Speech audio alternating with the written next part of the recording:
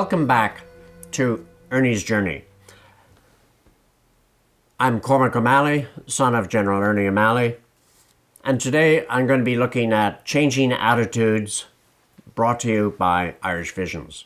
So, what are we talking about?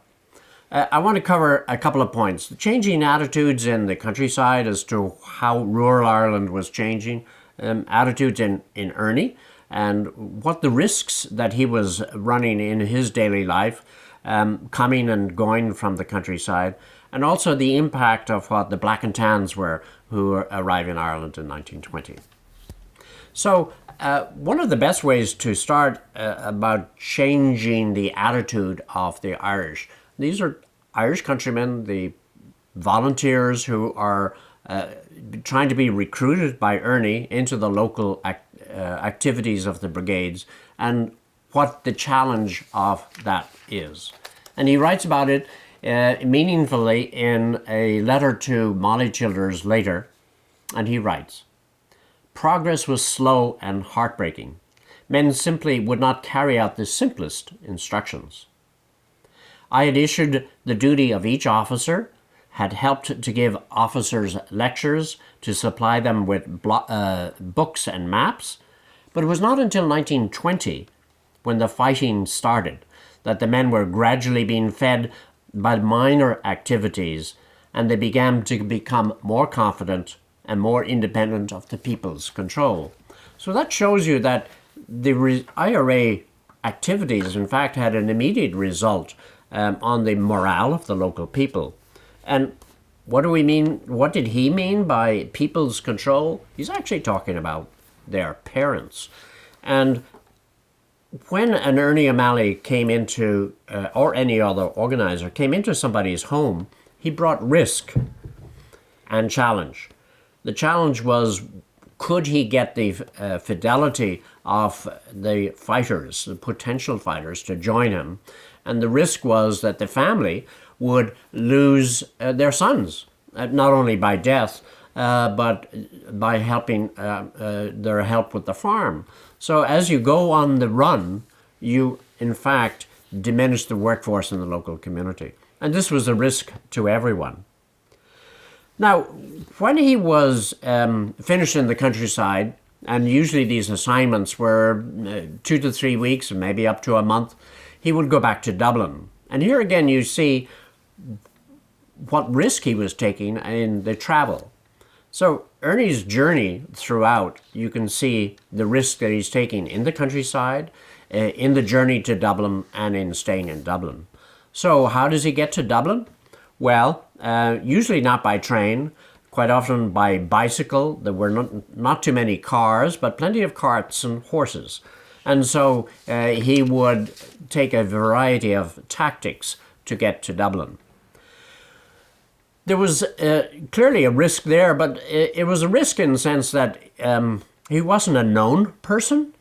So if he was picked up, he would give whatever fake name that he would do. But the point is, he had to report back, and I'm sure that he was carrying documents on him, because he was, in effect, a courier. He was bringing to Dublin headquarters, to Michael Collins and the group, what was happening, what was the spirit and feeling of that brigade that he had just left, and finding out more information in Dublin on what was going on.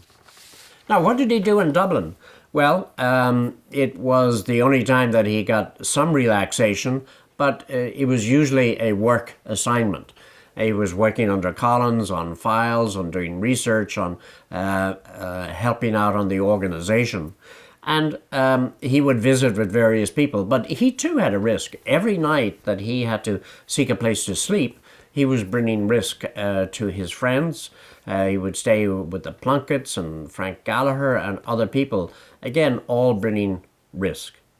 But he does tell of an interesting story with Michael Collins, who shared the same issue in terms of risk, because he had a place to stay every night. And Father, On Another Man's Wound, writes quite tenderly about Collins when he says, "There was a roundup, but Collins was not taken.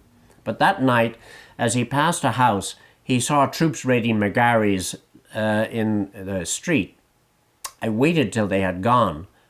Then I slept in his bed. I knew it would be the safest bed in Dublin, he said. And so Collins was facing the same experience that the other people in Ireland were, who's in the volunteers.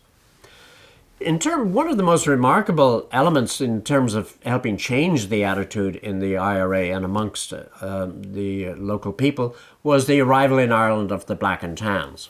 Why were they needed? Well, the IRA had been so successful in challenging the local police force, the Royal Irish Constabulary, that their force diminished and the British Empire had to supplement them. So they went on a recruiting campaign in England, and they got ex-soldiers to come and fight in Ireland. They were paid well and indeed could be deemed to be a mercenary source. Now, let's think of who the soldiers were and what their attitude was toward Ireland. They were usually fairly young fellows who had had war experience, and they were going into another hostile community. Hostile in the sense they had no relationship with Ireland. They were sent down the countryside in small numbers. They probably didn't even know their fellow Black and Tan members until they got to the local community. How were they perceived locally? Well, they felt very hostile to the local community, and that was reciprocated. So again, one of the elements that was developing in the Irish down the countryside was the antipathy toward the RIC and the Black and Tans. And that becomes an important element, not only in the changing attitude, but in the activities of the IRA and how they are perceived and welcomed by the local people. So next time we will be examining the Irish Volunteers, how they took their oath, what it meant to them, and do join me for the continuation of Ernie's journey.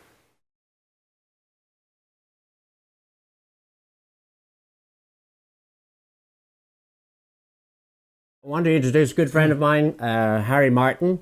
Harry, what have you been doing with Ernie these last couple of years? I've been working with you, my dear fellow, as I'm going to tell our audience. I'm Harry Martin. For the past 3 years, I've had a wonderful time writing the life story of Ernie O'Malley. Cormac has been my co-author, furnishing vital new background material on his father's life.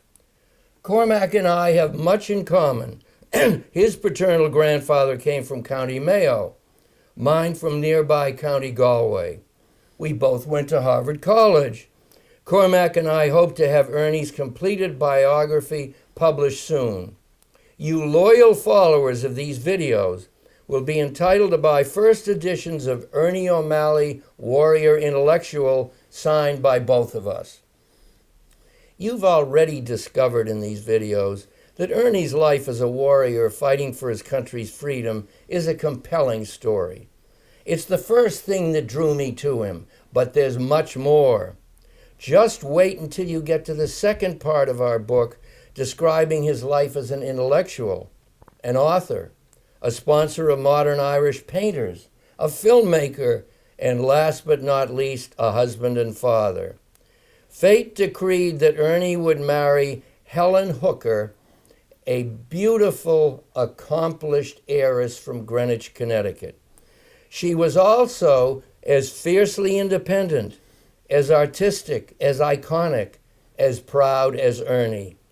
As you read our book, their tumultuous marriage will have you shouting advice to each, hoping that they stay together.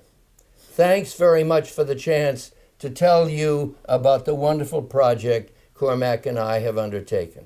Harry, thank you very much indeed.